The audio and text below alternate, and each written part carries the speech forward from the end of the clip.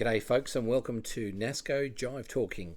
This is episode number 1 and we're trying something a little bit different from the normal things we do for our 700 subscribers at Nasco Bay on Facebook and our 140 followers on YouTube. So we thought we'd do a podcast, and I'm with who I affectionately call the apprentice. I'm with my son Lachlan Knight, and I'm Jules Knight. And what we would like to do is really talk about the Holdens in our lives, the cars that got us started, because really that is how Nasco Bay kicked off. There was pretty much a niche in the market that wasn't being scratched, and we thought, well, we need to put something out there to help people have members and do some how-to videos, and this is what this is for, and show the Nasco accessories and all those sorts of things. But before I go any further, g'day Lachlan, how are you? Yeah, no, I'm going alright. A bit tired today, but I'm going good.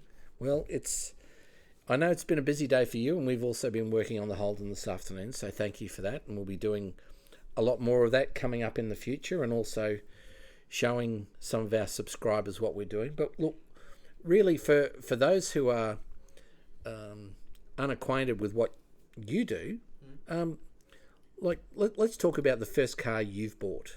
So tell us what was always in your heart as far as the car that you wanted to get for yourself. I always wanted a VL Commodore. I was lucky enough to work towards a Mark IV Golf,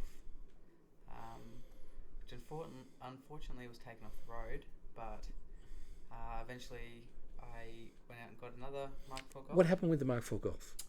It was in a little bit of a fender bender with someone that ran a red light in the middle of the night, which is always a great thing. So that got taken off the road, and I think after that I got put into a VR utility, right, which was also taken off the road due to RACQ, ironically enough.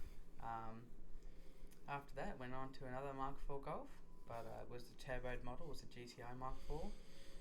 Had all the bells and whistles, Recaro interior, had our electronic sunroof, pretty low kilometres. It was pretty tidy. At the end of it, things were just starting to deteriorate, and I was advised to sell it. Now that was a silver car, wasn't it? Yeah, it was silver. It was platinum silver. Yeah, did it have a sunroof? Yeah, it did. It had a black electronic sunroof. Okay, that looked a really smart car. That was a great little car. Had a blow-off valve and all that fun stuff that teenagers like. And what'd you do with that car? I sold that. So I bought it for $2,500 and sold it for $5,500 to someone in Sydney. They flew up, picked it up, and drove it back to Sydney. Great. Then after that, I was looking for a VL. Luckily enough, I found one during the pandemic, which was reasonably cheap for what they sort of went through with the pandemic. Now, it wasn't the first one you found, though. No. So I found what was the first one like? I found a white executive. Right. And looked like a project, definitely a project. Now, when you say that, what does that mean? Well, the pictures showed a pretty rough-looking car. Right. A little bit of love, a little bit of paint. So were the photos better than reality? Oh, the photos were much better than reality. Okay. Got told rust was an absolute minimum, and I could tell that rust was a minimum because I went there and there was no rust, because the rust had actually eaten away at itself. There was no boot. What could you see in the boot? The grass below it. Okay, that's fair enough comment. The exhaust pipe, all that fun stuff. Then I went from that, and same day went and looked at another one.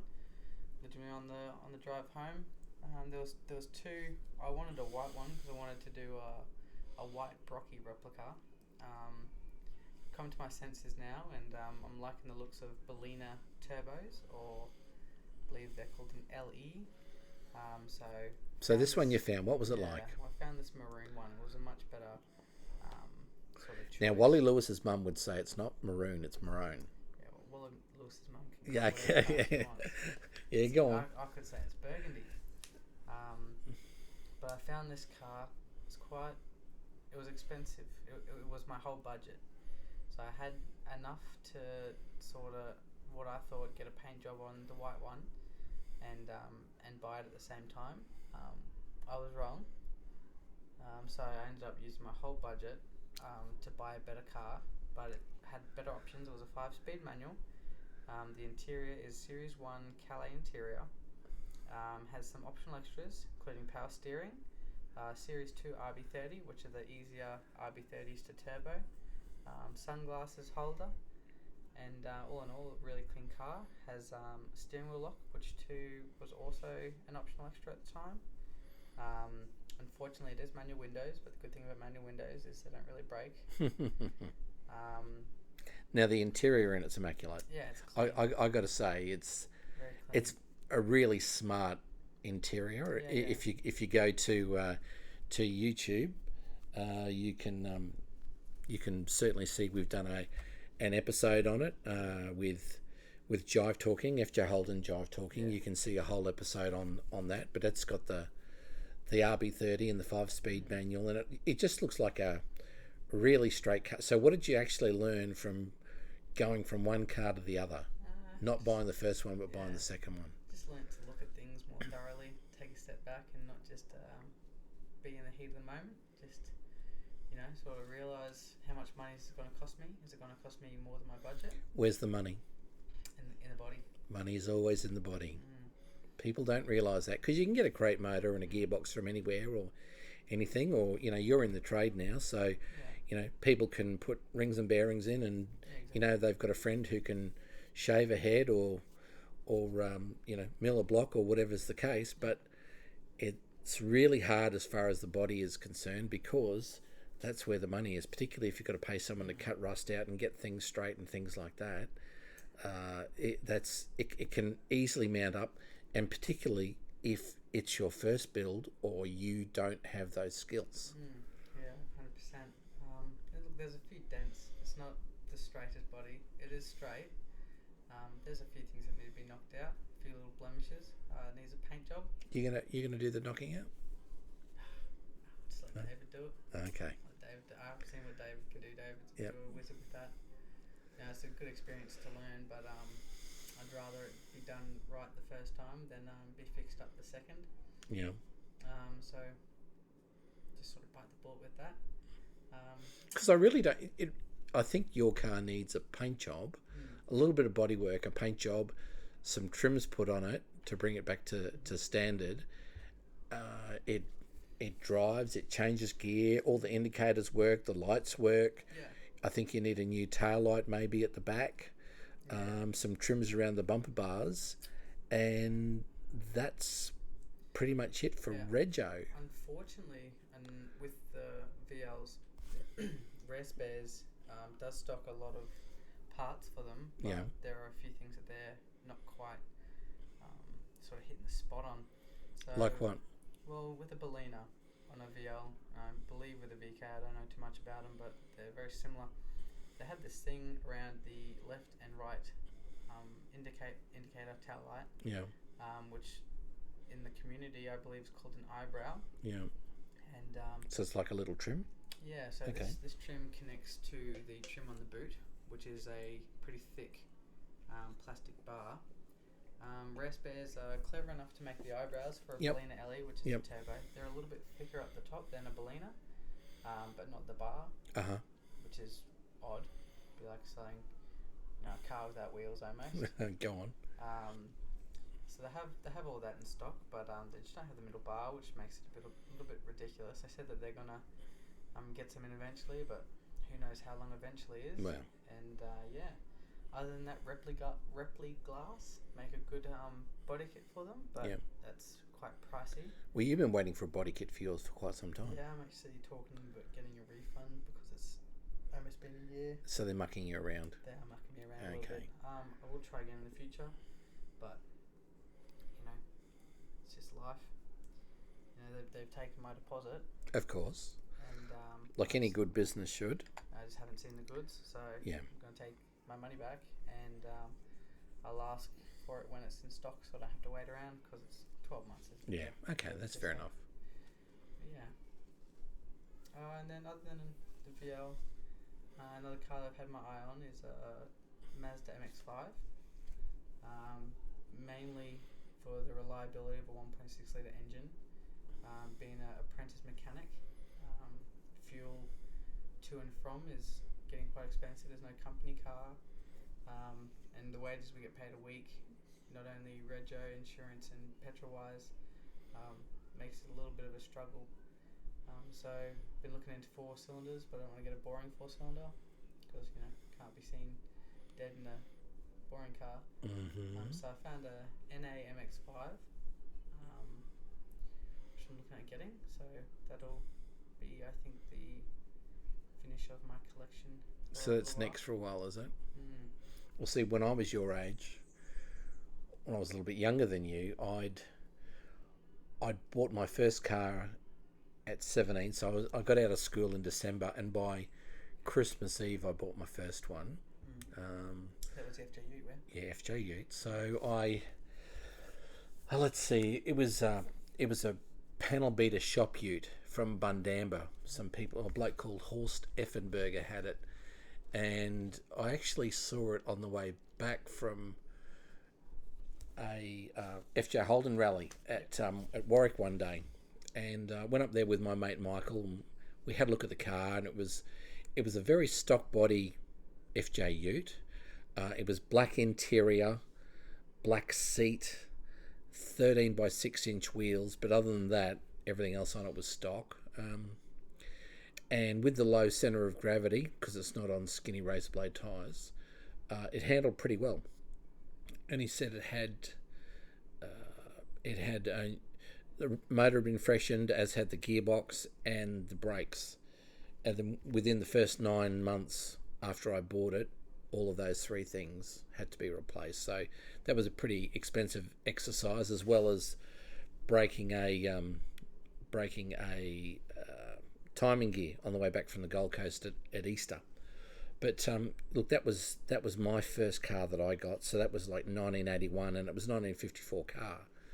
But it was a good classic, and being my first car, I had to learn a manual, and because if you've bought a manual, well, you've got to learn very quickly. You might go and get your license, and I just used Dad's Valiant for a little while, just while I was at school for a few months, and then I bought the Holden. Did you get in trouble for using that? I did get in trouble once, and as the headmaster said, I think you've blotted your copybook. But I did get in trouble one day. What's the story behind that? Well, I parked the car behind the school like everyone did, and there was this one teacher I didn't particularly like, and I just took off a little bit faster than he would have liked me to have done one day after school, and he must have said something to the headmaster, and that was the end of me taking the car to the school. What was his name? You out him on the. Oh, I don't remember him. I don't. That's how important he was to me at the time. But certainly Brother Sheldon said to me, "Yes, you've blotted your copybook." So anyway, so yeah, look, I'm sure Dad wanted me to buy the Valiant off him, because he changed his Valiants over every 2 years, and they were always immaculate. You would have profited. However, he'd just gone into Falcons at that point, because they had stopped making the Valiant. They'd been bought out by Mitsubishi, and the XD Falcon had just been released a year or 2 beforehand, and Dad was able to get the first ones with the alloy head. So I gave him the Valiant back. He sold it to somebody at Camp Hill, and I bought this terrific little FJ. I didn't realise that the sills were full of bog in it and stuff like that, and I'd find that out. A little bit of weight reduction. It was all factory. And I would find that out when I went to pull it apart in 1988. So and you learned to bring a magnet with you everywhere? Something like that. That was the first car I bought. The second one was an FJ panel van, and I did that up as a Nasco delivery van. Now that was probably my favourite out of your cars, Really? Okay. Okay. The HD. Well, it was just a lovely old car. And everything about it was absolutely worn out. It had no blinkers. I bought it for $1,400. I think we spent $27 on the brakes with my mates. We spent $99 at Metro Ford from their paint shop buying a tin of Royal Marine paint. My buddy Michael and I gave it a paint job on a dusty driveway, all in one day. Fantastic. Hope it wasn't a windy day. Well, it wasn't, but the thing was, when I bought it, it was white with black and brown spots on it like a cow. And it also had extractors and a lumpy cam and twin carburetors and a little bit of a hot rodded. well, yeah, they'd hot rodded it and they had different axles in it and stuff like that. And my buddies had said to me, look, it's a police magnet. The way it is a police magnet. I think your friends are a bit pedantic. Well, it's not really a police magnet. We know that they're yeah. Well, it was no magnet whatsoever, but it would have been a cop magnet. If anything, you needed a magnet. Yeah, but it was a matter of putting it back to stock, putting it on 15-inch wheels, and at least it looked respectable.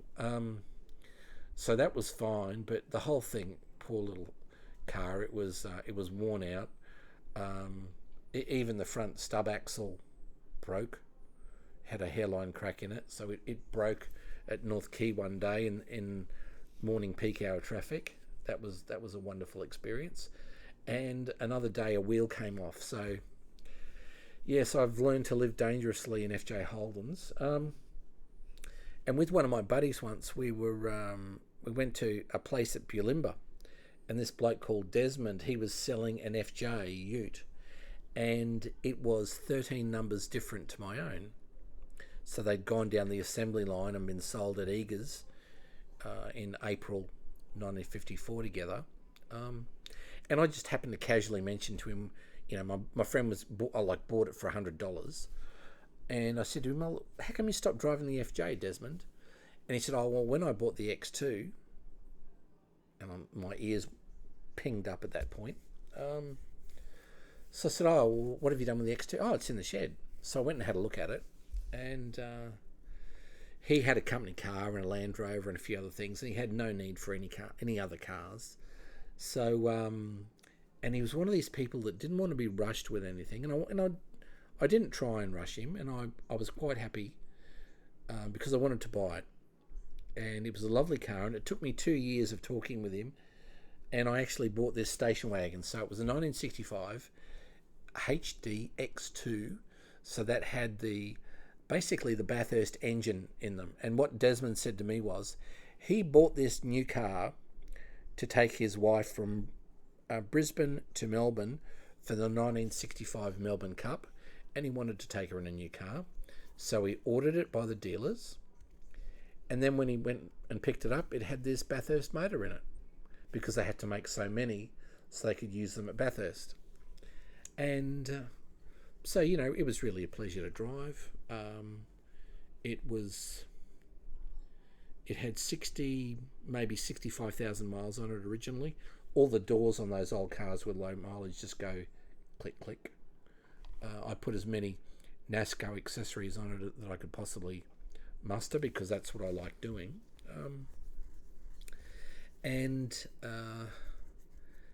I kept that for a long period of time until I, met your mother and bought her a VR station wagon. No, you met my mother. She made you sell everything. That's a whole different story. But anyway, but in the meantime, I bought an FJ panel van for $100 because it was windowless, and I just cut the windowless panels out and gave the bloke $100 and some beer and said, well, you can keep it, mate. I just want the panels. Yeah. And I should have taken the tags, to be quite truthful. But I bought that. I came across a package to buy 3 sedans. One was really, really good. It had no rust whatsoever. And a panel van. The panel van was bad. It had been sandblasted and left outside, and had surface rust. So if you go to our page on Facebook at Nasco Bay, you can actually see what that panel van looked like. But they'd even chopped parts of the A-pillars out where the door hinges go and things like that. So it would have been a lot of work to put that car back. And the bloke that bought it, I don't know how many cars he had at Rocklea, but gee whiz, he was just a bit of a flipper. But anyway, long story short, it went. One fellow came and bought one of the other specials, and he brought his dad with him. So that was fine. And then when they were coming through the house, the father was talking to me and asked me about my ute, and then he saw that I had a sedan in the garage as well, and he annoyed me until I sold the sedan as well. So really it was a matter of... What did he do? Just talk you down, or...? No, talked me up. He wanted it by hook or by crook, and it wasn't for sale. I just had it sitting in the garage. And I beg your pardon. Oh, do I regret it? Because you weren't really into sedans. You were always into your wagons. I haven't been into sedans. You know, I've had one good ute, and the rest of them pretty much have been panel vans.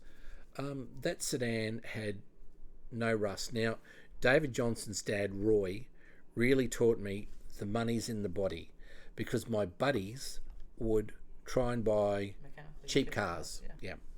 And for instance, one special with a Q plate on it got bought for $225. And Q plate's worth more than $225. Absolutely. So Q plates now are $3,000, $6,000 easily. So and to touch on that, my ute had a Q plate and I've still got it, but that's beside the point. So I bought this package. It was the nice car, and 2 other sedans, and the panel van. Now, when I picked up the last sedan, it was, we see the barn finds nowadays, and I'm talking probably 1993.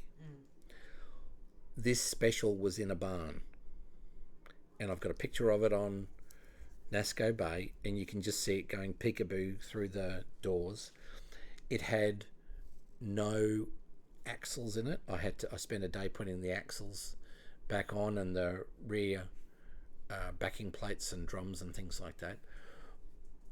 But while I was there with my beagle Misty, I had to contend with the fact that in the barn was a beehive. And so I'm doing all of this work on this FJ Holden, and I'm amongst the bees and trying not to upset the bees and keeping the dog away from the bees, and oh my goodness.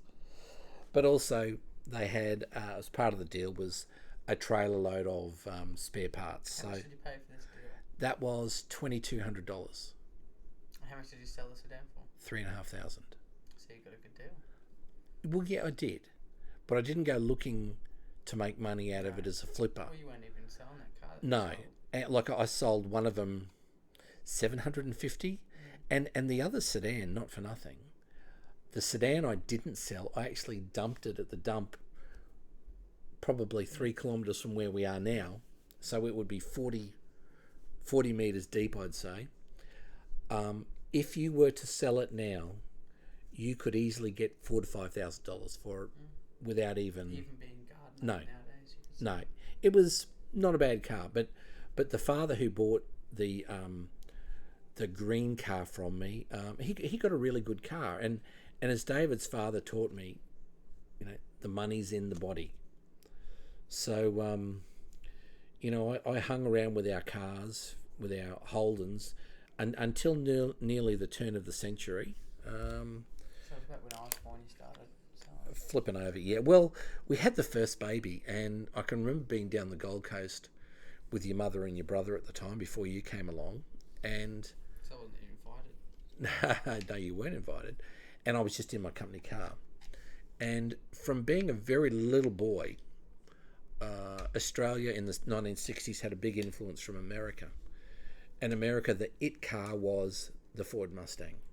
So I grew up as a little kid loving the Ford Mustang at the time. And the car to have was either, for instance, from the Bond movie Goldfinger, they had a white Mustang with red trim. So I either wanted that or a red Mustang with white trim. But nonetheless, white or cream interior with a red exterior or vice versa. Yeah. Looks good. Yeah, you're absolutely right. The cream and red are the pick of the colours, to be truthful, particularly in early Holdens. Well, I actually was with your mother and your brother at Tugun down on the Gold Coast on holidays, and I pulled up in front of Tugun Motor Wholesale, and I said to your mother, because I saw they had a 1965 first generation Mustang convertible up on the ramps, and it had sports performance wheels, had the V8 with the C4 auto and things like that. And I said to your mother, I'm going to buy that car. And Mum said, over my dead body. Well, two of them. as it turned out, I bought it. But I had to sacrifice my ute. And the thing was, at the time, we'd started having children, and you can't fit kids in utes. There's nowhere to put a safety seat and stuff like that, and it makes it extremely difficult. But in your now project, it's a perfect family. well, as it turned out, we got that Mustang first, and then before I knew it, I had a second Mustang because I had a company car, and I was thinking, well, I had a nice car for me, and I had a nice car for your mother. You did a nice car for your second son. Well, no. 3 years, like for instance, where I was, I had like a lease car, right? Yep. So you buy a lease car for 40,000, you have it for 3 years. Well, they want you to trade it in for 20,000, if that, and they want to sell you the next car for 43,000, and it's exactly the same car, but it's just doesn't have as many kilometres on it. Yeah. And I was thinking, this is a bit nuts. Yeah. But I wasn't doing it once. I was doing it with my car. I was doing it twice because I was doing it with Mum's car as well. Yeah. And so I thought, well, I'm better off having a nice car for her and either buying something that doesn't depreciate for myself.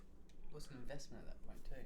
Well, yeah, it is. And so it was a case of, do I buy something that either keeps its value and goes up in value, or do I just buy a bomb? Well, depends what kind of bomb. Well, that's why I bought the GT Mustang, and I missed out on one by 20 minutes. I just want to clarify, the bomb isn't the GT Mustang. Anyway, so that was the early 2000s. And they were both 65s. I don't know if you Both mentioned. 65s, yes. Yeah, But that one was really good because I got it through Mustangs of Melbourne. The fellow I used to deal with there, he was a police sergeant in his day job, and he was a really honest bloke, and he was pretty straight up. You could deal with this fellow, and he bought this car for me. I told him what I wanted, and he found it for me in Arizona, and it was a 72-year-old lady that owned it. It had all of and it still does. It had it. Just imagine that. Hold on just for a second. Just imagine a 74-year-old lady. 72. 72-year-old lady behind not only a V8 but a manual. Yes. And the clutch. I've felt the clutch before. It's quite a strong spring up. Like Yeah. it's not hard to drop the clutch. But for her, it got worse, Lachlan, because that car came with handicap number plates on it. Even better. Because the reason she sold it is because she had really bad arthritis. So that's where the profit was. Not only did we get a good GT, but we got good parking everywhere we went. Very good parking. But anyway, so That was a joke. We didn't actually use the disabled parking. But so look, we had those, and then I got headhunted to go to Newcastle, and I bought a new wiring harness, and I gave it to my mechanic friend to install for me. So I took the green GT with me. Most expensive wiring harness you'll ever buy. Yes, the green GT with me, and I left the red convertible here because the car carriers would come and get it when it was finished. And long story short, it got stolen with my Q plates on it. And so that was a major discussion with the insurance company, who took 4 months to pay us out. However, it's certainly an experience, and it also tells you something about how insurance companies work as well. But so they just left me with the one hobby car really, which was the Mustang GT, and we still have that. It's a pleasure, and when we came back to Queensland, we had it bumped into by our neighbour across the road. Oh, the Russian. Yes, but anyway, so I decided to take it to my panel beater buddy. And you hadn't seen my panel beater buddy for years because Last time I remember, I got scratched by a cat. you got scratched by a cat as a little fella, and your mother went nuts. But he was always very, very kind to me, and so I put the car in. It was a stripped down to bare metal.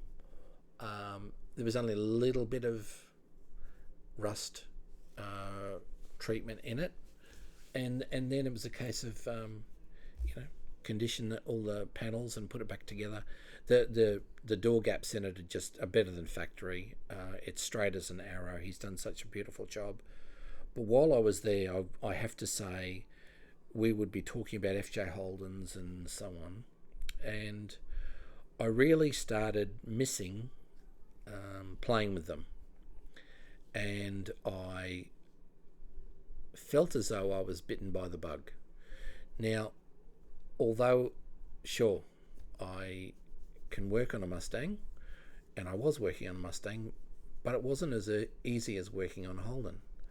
The FJs were very, very easy, and I found jumping from an FJ to a HD, the 10 years difference in technology was different for somebody like me, because I don't have mechanical training. Right? I might have been an apprentice at restoring, but I've got to work hard at something that comes very easily and natural to people who are trained at that. I'm an all-rounder, whether it be putting things back together or painting or whatever is the case. So I just felt when I was with David that I just needed to get back into FJs, and I hummed and hawed about a white panel van. I remember the white panel. That was in Canberra. Now it's gone to Canberra, and one of the fellows on Nasco Bay actually has it now. And he was talking to me about it the other day. He's spoken to me a couple of times about it. But we missed out on that. That one didn't have brakes at the time of when it sold. And that poor bloke, when he was auctioning it, just as a by the by, his account got hacked. So it had to be all redone. But anyway, it's happily gone to Melbourne. And then I was thinking about the FJ panel van. Now I'm quite lucky because my friend David is a coach builder. So really, if I've got the bones of something, anything's possible. And I had in 1990 the occasion to meet a fellow called Ashley Dodds, who owned the one and only FJ Holden panel van. Now he worked for General Motors. Station wagon. The station wagon, my apologies. Yeah, right. Thanks for correcting me. And they were so kind to me. They let me have a look at the car all afternoon. I was inside it, under it, over it, under the bonnet, seeing how it was constructed. So I was real. This is the only factory one, maybe? This is only factory. Okay. And he was saying to me that they just used it as a bit of a. Firstly, it was a design exercise, but the problem was they didn't need to do it or make them because they couldn't make the 48215FX or the FJ fast enough. So there was no real point putting out another model if they couldn't. Unless it was for things like ambulance or. Well, but they were using panel vans for ambulance anyway. Or the third seat. But they would do. Well, that was a special order. They were. Well, let's talk about that for a moment. So special orders, you would find the Army utes. So they had several different. Do they have Army panel vans? Because you'd think there'd be like field medics and drop-offs and pickups of ammunition. Look, I think that's a really good point. I haven't seen any. Mm-hmm. I know the Army had sedans as well. That would just be okay. So their car was all painted. There was no chrome on it, right? And they didn't. Unless it was Air Force. Well, yeah, Air Force did, but Army didn't. Yeah. And they didn't even have a hole in the dash for the speaker. And the Navy? Didn't matter. I don't know. They were sunk. Who knows? Yeah, I don't know. But you had that type of special order, and you would have special orders for a hearse, special orders for an ambulance. All of those types of vehicles were special orders, and there were subtle differences, but that was what was put on the purchase order. And General Motors were really flexible and responsive and able to do those types of things. So that's what was happening with the special order cars. So I was finding I really was interested in that car that I had seen at Bacchus Marsh back in 1990, and I was thinking that that's what I wanted to do. I knew there was only one, and I thought, well, then there was two. And about the same time, I saw one of the Cordells, Stacks, FJ panel wagons. They called them an estate wagon at the time, or an estate car. And it's really, okay, it might have been the name back in the day, but it's really not what we know it is now. When I first heard that, I I originally thought it was a panel van that someone bought from a deceased estate. No, and I can understand why. But what it is a panel van on the outside. So it's a two-door panel wagon. So it's an FJ panel van on the outside with a station wagon inside. And you have an entrance from a split seat in the front, a split bench into a dicky seat in the back. So they've shortened the boards, they've extended the floor pan, and you have to be mighty skinny or small or little to get into the back. But David and I are going to fix that because I've got some ideas too. So you're going to move it back a little bit? No, I don't need to do that. The problem is the getting in, not being in. Yeah. And so I've already come up with an engineering solution to that problem. Take the seat out every time we hop in? Not quite, but you'll see when it's all done. And so I'm aiming to have that car on the road this year. And now I don't know whether it'll be a rat rod or whether it'll have a decent paint job on it at the time. It just depends on what happens with work and that sort of thing. But all I know is I want to be driving that car this year.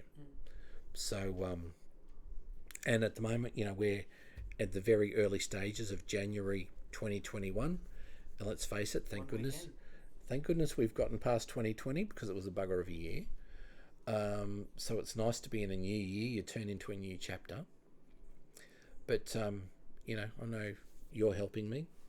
We were just out there decoupling gearboxes from grey motors and also... I'll be able to get that off my hands for a few days. Yeah, well, that in-ground grease, and also getting the front right-hand hub off. That was a job and a half. Yeah, it was all C's. I think those brake shoes was... We figured out a good niche. Yeah, I know we did. Yeah. That was a good little trick. And I'm glad you work in a dealership because I wouldn't have thought of that. So that's... I was just getting tired. I was about to start doing things. So. Well, you just got to do what they do on what Derek does on Vice Grip Garage, and if in doubt, hit it with brake cleaner, and if necessary, get the cigarette lighter out while you're at it. Yeah, it's unreal the amount of brake cleaner we go through too. But yeah, well, that's really where I'm up to with mine. But I certainly use the advice of the monies in the body because my quarter panels are all very, very straight. My bonnet's not great, and my guards aren't great. There is bog in it. The sills aren't good, but I've got, inner and outer sills to put in it. But doors are okay, but the quarter panels are really good. It will need... Go on. Really all you need is the front guards. And we've got a good... We got a pair of spares as well. And we know where there's a spare bonnet too. Because the problem is, with... cars made between, say, 1948 and 1956, with what we're dealing with, so FX and FJ. Yeah, you don't know what's happened to them. And I look at the telltale signs. Now, even though there is no damage to the apron panels or the lower support panel underneath the radiator, you look at the stone guard and the grill panel behind the grill, and they don't meet up perfectly. So they're all the things that you need to look at when you're putting a car together. But that's what we've got FJ Holden Jive Talking for, because we're doing technical clips with that, showing people with what we're doing with the car, and also reviews too.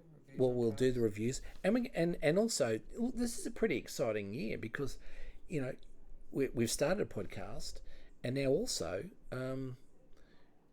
we're looking at doing a car show down at Victoria Point. Yeah, I'm really looking forward to that. I think for that I'll probably have my MX-5 ready. So all will be revealed. Little 4-cylinder. There'll be a few different categories. I negotiated with Dad to get in a few cars that I would like. So want to do a classic winner, a Japanese winner, and maybe even Euro, depending on how big it gets. But yeah, so we're just gonna look out and see if a few people want to sponsor it. Even just get. Well, we've already got one sponsor on board. Yeah. So if we hit best Aussie, best American, best Euro, best Jap car, I mean that's pretty much a really good. I say it's good because the MX-5 came out in Australia, Europe and Japan. Well, So I've got a very bad good start. So well, you've got to get your car over to the starting line anyway, and plus you want to drag your old man as well. It's not about the starting line; it's about the finish line. Well, and the MX-5 can get there in 3 to 4 business days. yes, well that's good because you're going to be dragging your father this year as well. Yeah, I'll be flogging a Mustang. You'll be getting ready to lose, I would suggest. No, I don't. You're not factoring in the fact that you're wanting to race a petrol injected straight six talkie little straight six, a Japanese RB30, slapped on a spoolie boy, a nice old exhaust against a carbureted. Well, stock we'll V8. see. We'll see. Yeah, I'll tell you what I'll see. I'll see you in my rear vision mirror. Oh, well, talk's cheap. Talk's cheap. Do you know what else is cheap? VLs. Well, yeah. Well, they're not cheap actually. Not anymore. You know, you talk to someone like Scotty, and he'll tell you what they're worth in Melbourne. Yeah. But look, you know, go on. Calais that he got was good. Yeah, very nice. If I had the money, I would have bought it. Well, but you're very good at helping people like that. You got your mother's research skills. Procurement. No, I just sit on. Well, you've got the research, and I've got Facebook Marketplace. something like that. But look, that sort of wraps things up for our first podcast. We hope our listeners have enjoyed it. Don't forget to come and visit us at Facebook on Nasco Bay, and also see what we're doing at YouTube on FJ Holden Jive Talking. But you've been with Lachlan Knight and Jules Knight. It's January 2020. We hope you've enjoyed what we're doing, and we'll see you again next time.